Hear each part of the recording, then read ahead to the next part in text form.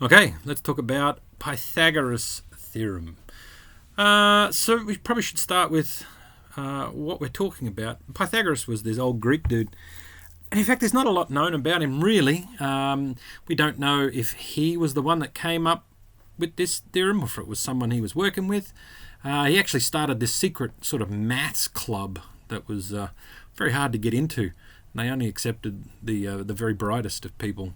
And it was very secretive. It was almost kind of like a religious cult. Anyway, many centuries later, a different Greek guy referred to Pythagoras, and this was his theorem.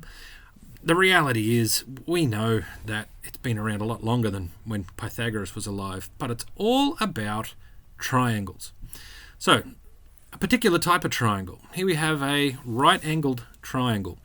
And one of the important things to know about a right-angled triangle is, of course, the biggest angle in our triangle is this 90-degree angle down here, and it is always opposite the side of the triangle which has a name. It is called a hypotenuse. Now, it's not like this little joke would suggest. It's not the hypotenuse. Oh, I think that's kind of funny. But yeah, it's the hypotenuse.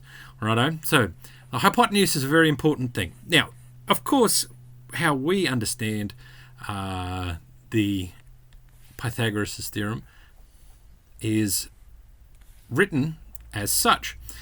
The square of the hypotenuse of the right-angled triangle is equal to the sum of the squares of the other two sides. So, righto, well, what does that mean? Well, we can represent it graphically, just like this. You can see here that in the void of the shape, I have got my triangle. Let me just give it a quick green little scribble. In here is my triangle that I'm looking at.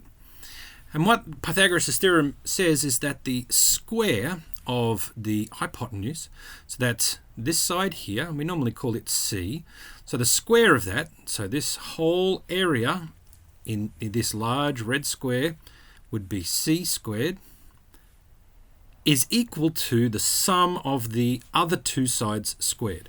So over here, we will just call this one A. This is A squared, the whole area. This side we'll call B, and this whole area is B squared. What Pythagoras really is saying is that A squared plus that B squared is equal in value to that C squared. And you can see I've got a little picture there of Lego.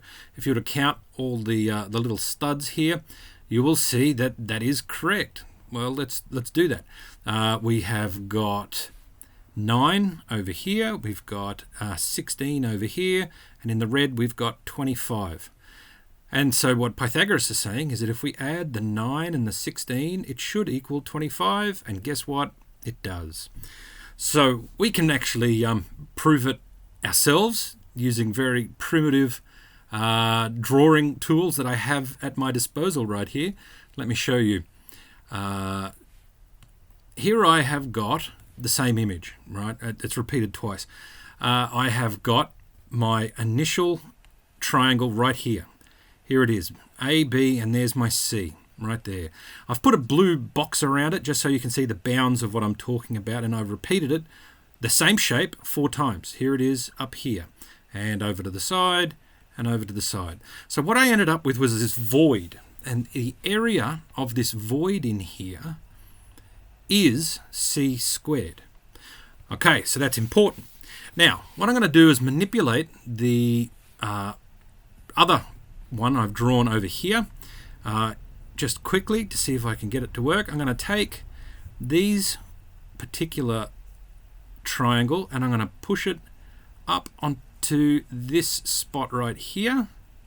Okay, so that one is now in place. Now I haven't lost any area. I've still got the same area of triangles. I'm going to move this one over here.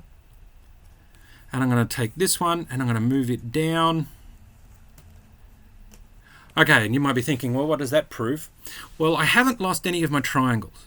And if I put in my blue bounding area, just like this, it's not exact, but I'm dealing with the tools that I've got. You will see that what we have now, if I was to colour in my triangles like I had before, I would colour in this one, I'd colour in this triangle, this one here and this one here, and I'd have two new void shapes. Okay, I would have this one right here. And this side, the shorter side, I said was a, so this really is a squared, and the area of this one, which was the longer side, it is b squared. So there you go. We've proven, just with some geometric manipulation, that c squared does in fact equal a squared plus b squared.